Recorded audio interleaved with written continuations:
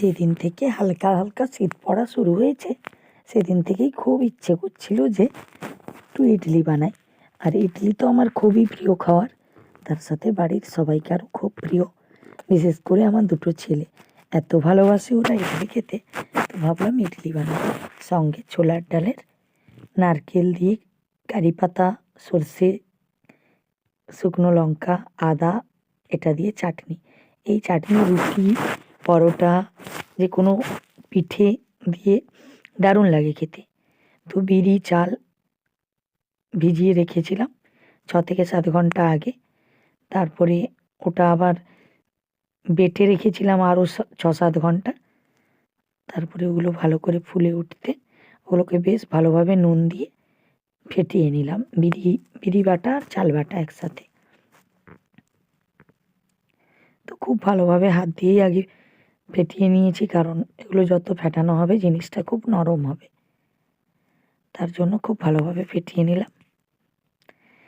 এবার ইডলি মেকারে আমি জল গরম করতে দিয়ে দিয়েছি। জল কিন্তু দেখো হালকা গরম হতে শুরু করেছে। আর এই পাত্রগুলোতে আমি সাদা তেল সামান্য একটু বুলিয়ে নেব, যাতে ইডলিগুলো তোলার সময় লেগে না যায়। আর এদিকে চাটনিটা আমার রেডি হয়ে গেছে। চাটনিটা এত সুন্দর হয়েছিল আজকে, দারুণ। আর প্রথমে ঘন করে করেছিলাম, তারপরে একটু জল দিয়ে পাতলা করেছি, না হলে খুব ঘনটাও খেতে ভালো লাগে না। এটা কিন্তু বেশ আমি ভালোভাবে কথা বলতে বলতে ফেটিয়ে নিচ্ছি। এবারে দুটো পাত্রে সাদা তেল বুলিয়ে নিয়ে এই গুলুনিটা অল্প অল্প করে দিয়ে দিলাম। আমার ইডলি মেকারের পাত্রের জায়গাগুলো খুবই ছোট, বড় বড়গুলো আরও ভালো হয়। আমি যখন কিনেছিলাম, এটা আমি ভেলোর থেকে এনেছিলাম ছেলেকে ডাক্তার দেখাতে গিয়ে। তো এই ইডলি মেকারের পাত্রটা ছোট, কিন্তু জিনিসগুলো খুবই ভালো হয়। আমি আগেও তোমাদের সাথে ইডলির ভিডিও শেয়ার করেছিলাম। তো জিনিসগুলো কিন্তু এটাতে খুবই ভালো হয়। আর এই যে দুটো, একটা একটু সামান্য ছোট, 5টা করে হয় 10টা। আর আমি ইডলি বানাচ্ছি, আমার ছবি দেবো না, তার জন্য একটু নিচের দিকে ক্যামেরাটা ঘুরিয়ে নিলাম। আর এইখানে সানাই দাঁড়িয়ে আছে আমার বড় ছেলে, আর ছোট ছেলে গেছে পড়তে, ওর পরীক্ষা চলছে। আর ওরই বেশি ইচ্ছে যে মামনি ইডলি বানাও, ইডলি বানাও। দেখো প্রথমেরগুলো এই যে আমি তুলে নিচ্ছি।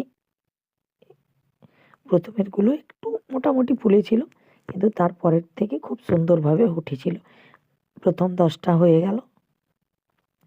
প্রথমে ধারগুলো একটু ছুরি দিয়ে দাগ করে নিয়ে হাতের সাহায্যে, যেহেতু সাদা তেল ছিল, দেখো একটুও কিন্তু লেগে যায়নি, খুব ভালোভাবেই উঠে গিয়েছিল।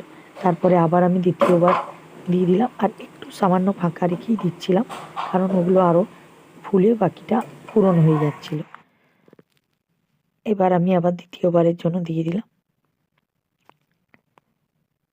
আর তোমরা আমার মতো কে কে খুব ইডলি ভক্ত সেটাও কিন্তু জানাবে। আমি কিন্তু প্রচুর ইডলি পছন্দ করি, বিশেষ করে আমি তৈরি করে খাওয়াতে খুবই পছন্দ করি। এই যে দেখো এগুলো দ্বিতীয়বারে, এগুলো নামিয়ে নিয়ে একটু ঠান্ডা করে তারপরে ছুরি দিয়ে সাইডে দাগ করে নিচ্ছি। আর এইগুলো আবার দিয়েছি, ওটা একটু আগেই হয়ে গেছে, যেহেতু একটু আগে দিয়েছিলাম। আর খুব বেশি করিনি আজকে, তাও হয়েছিল, খুব কমও নয়। সবাই মোটামুটি পেট ভরে খেতে পেয়েছি। আর করার পরে হটপটে রেখেছি, কিন্তু ভাপটা বেরোনোর জন্য একটা